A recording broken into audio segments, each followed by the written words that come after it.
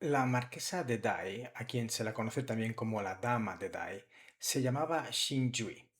Era una aristócrata de la dinastía Han que murió en algún momento entre el año 170 y el 150 antes de la era contemporánea, a los 50 años. Me ha dado mucha rabia toparme con un vídeo, uno más para desgracia de la cultura y el conocimiento, sobre los misterios de la tumba de la marquesa de Dai, y no lo pude resistir. Así que decidí retomar la creación de vídeos para aportar mi granito a la divulgación, al contenido fiable y a la investigación probada. Vamos allá.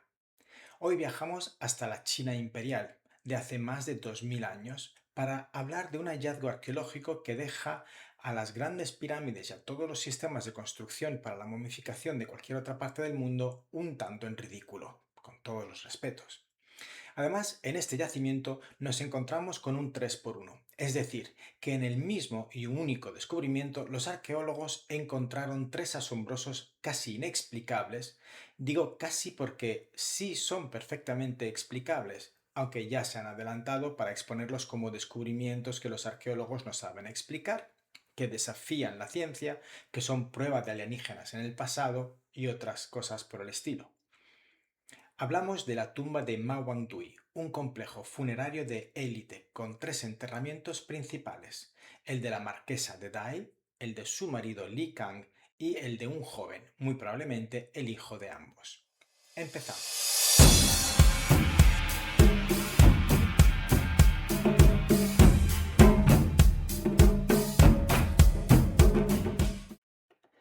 Yo mismo, hace muchos años, y concretamente en 1997, allá por mis inicios en el mundo de la divulgación científica, ya hablaba del caso de la momia de la marquesa de Dai de Changsha, en una revista de publicación periódica. Entonces, como ahora, pretendía dar a conocer el increíble suceso de un cuerpo que, después de 2200 años, se conserva hasta el punto de preservar su elasticidad.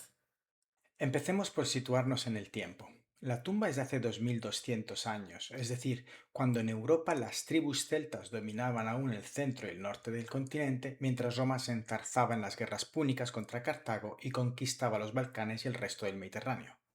En Egipto gobernaba la dinastía griega de los Ptolomaicos y en Mesopotamia dominaban los Seleucidas. Por otra parte, el continente suramericano, cruzando el Atlántico, los pueblos se iban conformando en torno a las culturas de Paracas, Nazca y Púcora, y en Centroamérica los mayas empezaban a organizarse en ciudades-estado.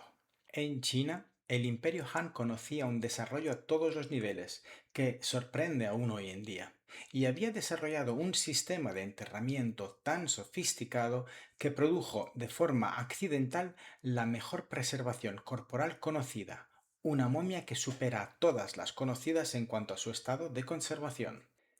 La tumba, ubicada en Changsha, en la provincia de Hunan, es un enterramiento extremadamente complejo. Excavada en un pozo de 20 metros, presenta diferentes niveles escalonados, como la pirámide de Djoser, pero invertida y bajo tierra. Tiene una rampa orientada al norte que sirvió para descender el féretro durante el funeral. El exterior se selló con una gruesa capa de carbón vegetal, recubierta por arcilla blanca compacta y finalmente por toneladas de tierra prensada. Gracias a estas tres capas, la humedad de la tumba se mantuvo constante y la temperatura se mantuvo estable hasta que fue excavada en 1971, cuando además le volvió a entrar oxígeno por primera vez en 2200 años. Pero vamos a ir analizando todos esos detalles uno a uno. La cámara funeraria interna se encontraba en el fondo del pozo. Era una cámara totalmente de madera, ensamblada como una gran caja rectangular. Fabricada solo con maderas nobles, fue sellada con precisión y dentro, como las matrioscas rusas, el sistema de cuatro ataúdes encajados uno dentro de otro, donde reposaba la difunta. El cuerpo de Xinjui, la marquesa de Dai, reposaba dentro del cuarto y más interno ataúd.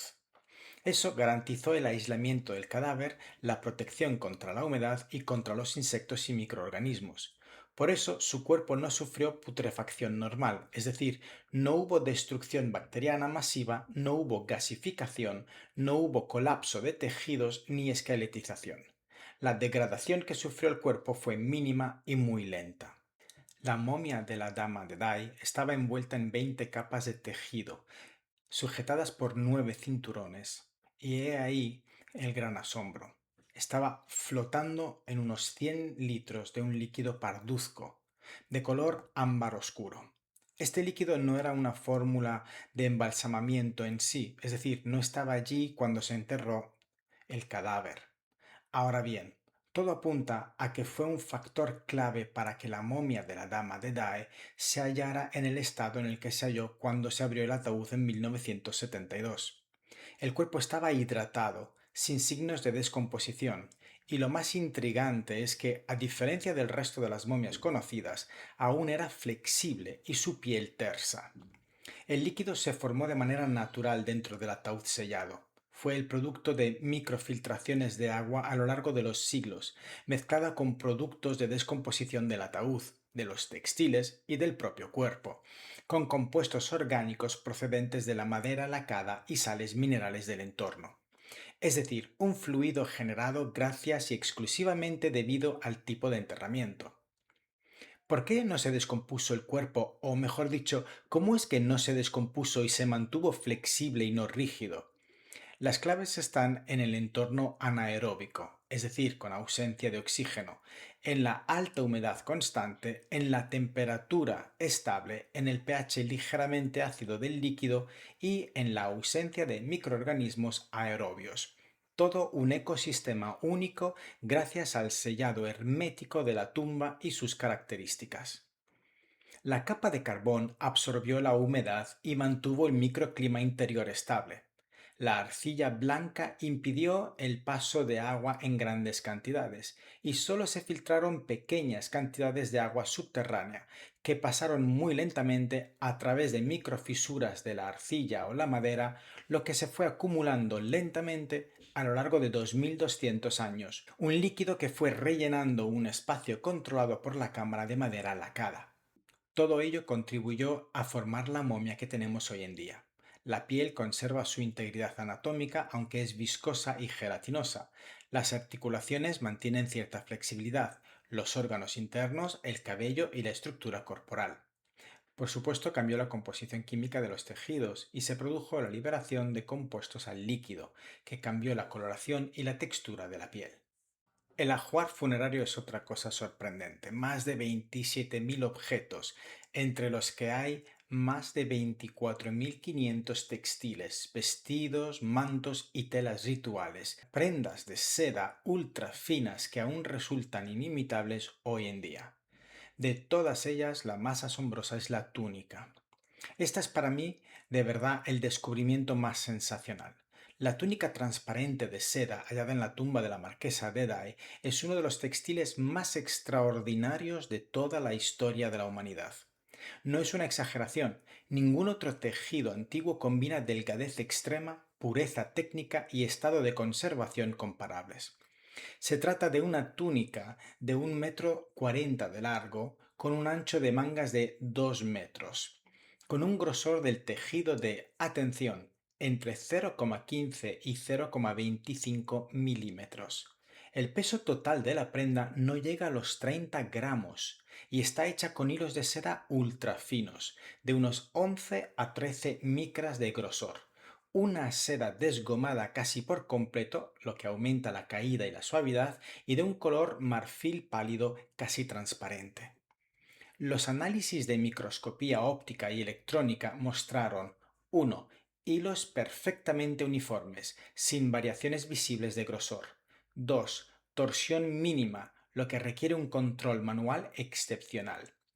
3. Densidad del tejido, aproximadamente 20-25 hilos por centímetro, extremadamente baja para permitir transparencia. Y 4. Costuras invisibles, realizadas con hilos aún más finos que el del cuerpo del tejido. Los únicos tejidos que llegan a acercarse a esta calidad, peso y transparencia no se produjeron hasta 2000 años después, y son los velos de muselina de Bengala, en la India del siglo XVIII y XIX, y aún así ninguna alcanza la combinación de peso, tamaño y transparencia de las túnicas Han. Científicos de hoy en día han tratado de replicar la técnica y no lo han conseguido. Las reproducciones más logradas pesan entre 55 y 65 gramos, es decir, más del doble del peso mínimo estimado de la prenda original, aunque visualmente son muy parecidas. La anécdota asociada a esto es que los científicos descubrieron que el motivo por el que no lograban reproducir el mismo peso en las túnicas era porque los gusanos de seda de hoy en día están sobrealimentados, es decir, que están más gordos que los que se usaban hace 2000 años.